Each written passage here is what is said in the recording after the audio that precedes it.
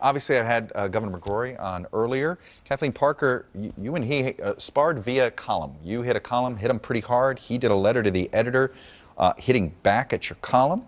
That we made on up this. in makeup. Good to hear. What did you make of the governor's responses despite the this fact morning? that the governor is from Ohio, he has certainly mastered the southern arts of sweet talk and finesse. The fact of the matter is, as you pointed out, there is still in place this prohibition that municipalities can have their own discrimination laws. Mm-hmm. Now, he's backing off of that now, and I think calling it more or less, it was hasty, poor writing, crafting of the bill. And so that's good. I give him credit for that. But still, the state is allowing private businesses, for example, to say, I'm sorry, but we don't serve gays here, or we don't let gay people spend the night in our hotels. There's no recourse for those people because unless these municipalities can pass their own anti-discrimination laws, then they're out of luck. But on the bathroom bill, this to me seems to be such a bogus issue altogether. I don't know what they're afraid of. It's not as though you're going to have.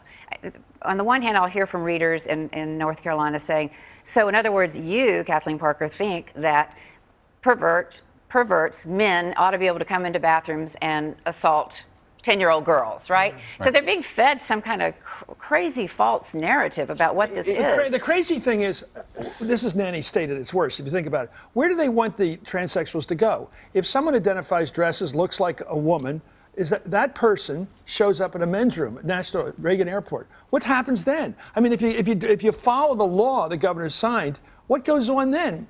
Confusion and everything, and probably a lot of disruption. Hugh, one thing we ought to point out here is that I don't know if this is true or not, but this is yet another Republican governor that I feel as if his legislature did something that maybe he didn't want to do, and he felt as if he had no choice but to sign the legislation. Do you think that's at work here? It's possible. He did very well in his interview. He leaned into the problem, quoting Chris Matthews, hang a lantern on your problem, showing up and meet the press on the Sunday after the controversy. He's very smart. He'll probably be reelected. But this is not the terrain the Republican Party wants to fight this election on. Going back to your Clooney interview, and by the way, I thought he was a better Batman than Ben Affleck, at least. So, and I like the fantastic bathroom debates and Batman debates here today. Okay. Michael campaign financing. I agree. Absolutely, Michael Keaton. I want to point out that Charles Koch lives in Wichita, Kansas, in the same house he has since 1974. I want to argue that Tom Steyer's trying to buy. I don't want to argue about bathroom bills. I want to argue about ISIS and Libya going downhill. This is not our terrain. We should not fight. I had somebody say to me, Perry Bacon, this is what happened because Republicans overdid it on redistricting. And so, yes, these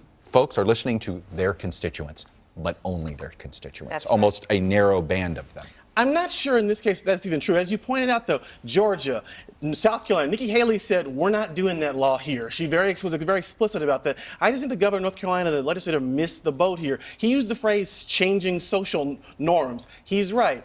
People who are transgender are more accepted today. Last year was a big year for gay rights. I just think he might have.